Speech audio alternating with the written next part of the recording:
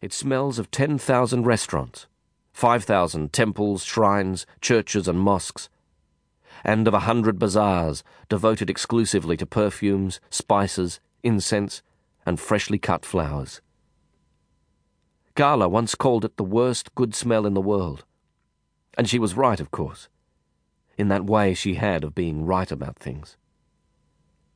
But whenever I return to Bombay now, it's my first sense of the city, that smell above all things, that welcomes me and tells me I've come home.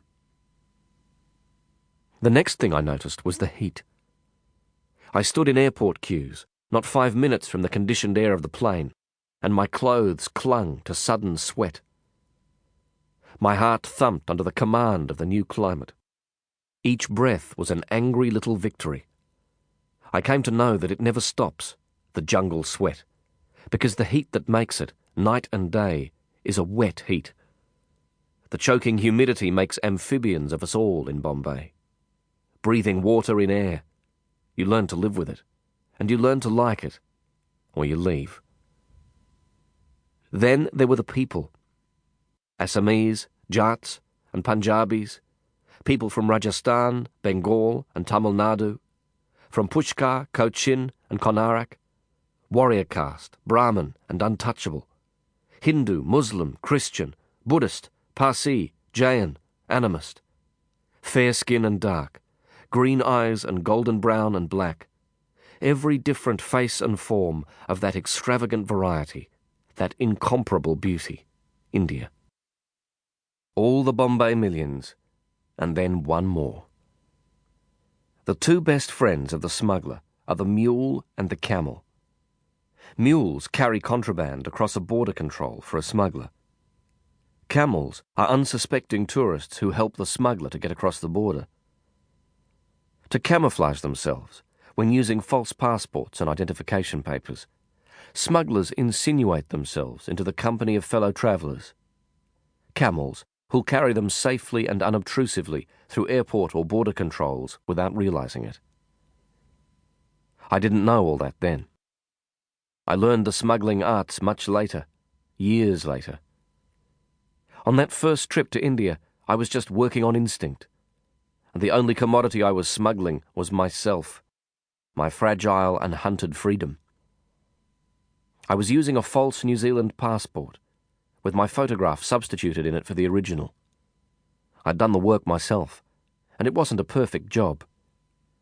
I was sure it would pass a routine examination, but I knew that if suspicions were aroused and someone checked with the New Zealand High Commission, it would be exposed as a forgery fairly quickly.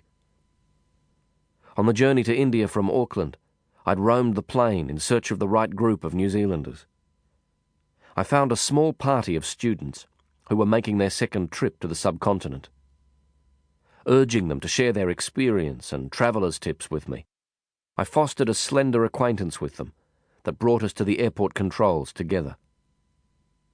The various Indian officials assumed that I was travelling with that relaxed and guileless group, and gave me no more than a cursory check.